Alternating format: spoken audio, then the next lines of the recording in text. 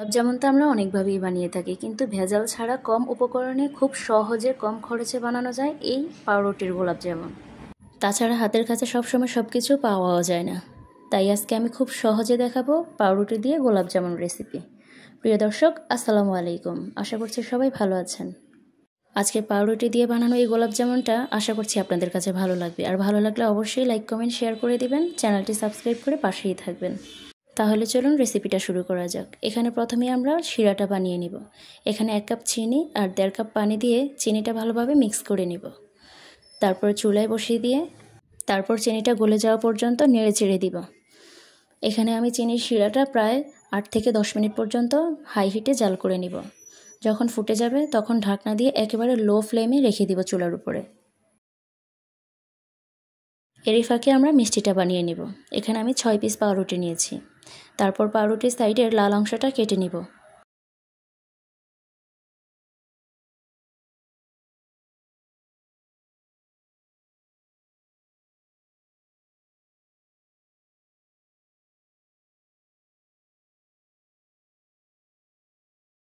রুটির সাইডের অংশগুলো কাটা হয়ে গেলে এখানে ছোট ছোট টুকরো করে নিব পাউরুটিগুলো।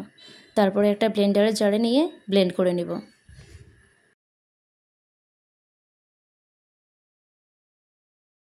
পাউরুটিগুলো আমি ব্লেন্ড করে নিয়েছি। এখানে এখন 2 চামচ গুঁড়া দুধ দিয়ে দিব। তারপর এগুলো নেড়ে চেড়ে ভালোভাবে মিশিয়ে নিব।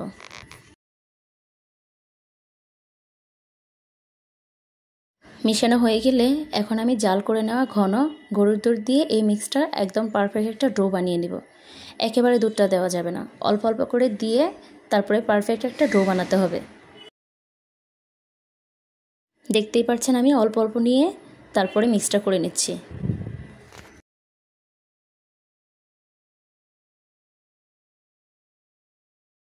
মিষ্টির এই ডোটা ভালোভাবে করতে হবে, তা না হলে মিষ্টিগুলো ফেটে যাবে। তাই একেবারে নরমও করা যাবে না, আবার একদম শক্তও রাখা যাবে না।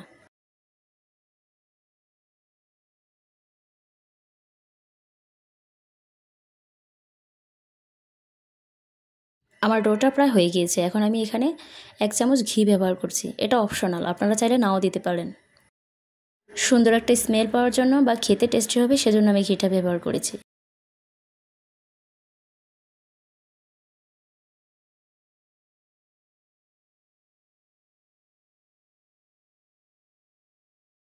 আমার মিষ্টির ডোটা হয়ে গিয়েছে। এখন আমি হাতের তালুতে নিয়ে গোল গোল শেপ দিয়ে দেব। আপনারা চাইলে লম্বা শেপটাও দিতে পারেন। আমি আজকে গোল করেই মিষ্টিগুলো বানাবো। দেখতেই পাচ্ছেন আমি হাতের তালুতে নিয়ে কিভাবে বানাচ্ছি। বাইরের দিকটা একদম সফট হতে হবে, যেন কোনো ফাটা না থাকে। ফাটা থাকলে মিষ্টিগুলো ভালো হবে না।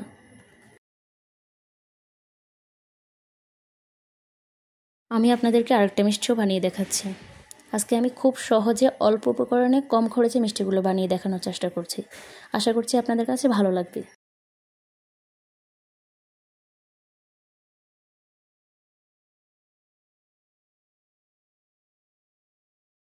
আমার সবগুলো মিষ্টি বানানো হয়ে গিয়েছে। এখন এই মিষ্টিগুলো ভেজে নিব। ভেজে নেওয়ার জন্য আমি কড়াইতে কিছুটা তেল দিয়ে দিয়েছি। তেলটা যখন গরম হবে তখন মিষ্টিগুলো দিয়ে দিব। মিষ্টিগুলো দেওয়ার পরে চুলার আঁচটা লোয়ে রাখবেন। মিষ্টিগুলো ভাজার সময় অবশ্যই অনবরত নেড়ে দিবেন। এপিট ওপিট করে নেড়ে দিলে সবগুলো মিষ্টি সমানভাবে সব দিক থেকে ভালোভাবে হবে। চুলার আঁচটা কিন্তু লোয়ে রাখতে হবে, যেন মিষ্টিগুলো পুড়ে না যায়। পুড়ে গেলে কিন্তু খেতে ভালো লাগবে না। ভিডিও নিয়ে যদি কোনো প্রশ্ন থাকে আপনাদের, তাহলে অবশ্যই আমাকে কমেন্ট করে জানাবেন। আমি আপনাদের প্রশ্নগুলো দেওয়ার জন্য চেষ্টা করব। আর অবশ্যই রেসিপিটা বাসায় ট্রাই করবেন। ট্রাই করে আমাকে জানাবেন যে আপনাদের কাছে কেমন লেগেছে।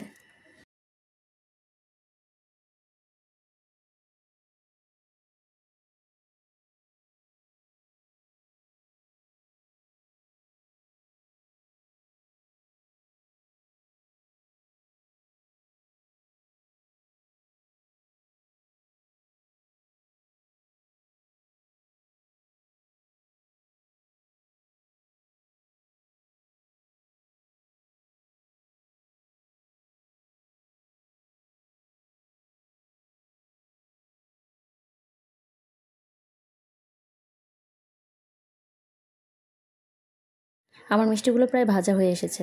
এখন আমি মিষ্টিগুলো তুলে নেব। তুলে নিয়ে সরাসরি মিষ্টির শিরাতে দিব না, আগে টিস্যু পেপারে তুলে নেব।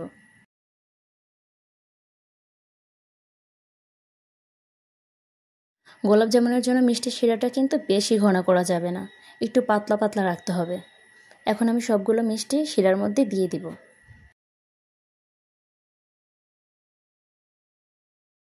মিষ্টিগুলো দিয়ে দেওয়া হয়ে গেলে আমি এগুলো মিষ্টিগুলো নেড়ে চেড়ে দিব, যেন সব দিক থেকে ভিতরে রসটা ঢুকে। আর এই মিষ্টিগুলো এখন আমি 8 থেকে 10 মিনিটের মতো জাল করে নেব।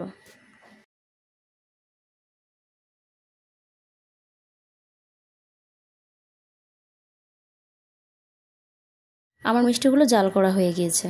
এখন আমি এটা ঠান্ডা হওয়া পর্যন্ত অপেক্ষা করব। প্রায় আমার 2 থেকে 3 ঘন্টার মতো লেগেছে। দেখতেই পাচ্ছেন মাশাআল্লাহ আমার মিষ্টিগুলো কত সুন্দর হয়েছে, একটা সুন্দর কালার এসেছে। আর শিরাটাও একেবারে পারফেক্ট হয়েছে। আমি মিষ্টিগুলো এখন কেটে দেখাবো আপনাদেরকে কতটা পারফেক্টভাবে ভিতরে হয়েছে। আজকে আমি চেষ্টা করেছি কম খরচে বাসায় থাকা উপকরণ দিয়ে মিষ্টিগুলো বানিয়ে দেখানোর জন্য। আশা করছি আপনাদের কাছে ভালো লেগেছে। আজকে এই পর্যন্তই বিদায় নিচ্ছি। ভালো থাকবেন, সুস্থ থাকবেন, আমার জন্য দোয়া করবেন। আল্লাহ হাফেজ, আসসালামু আলাইকুম।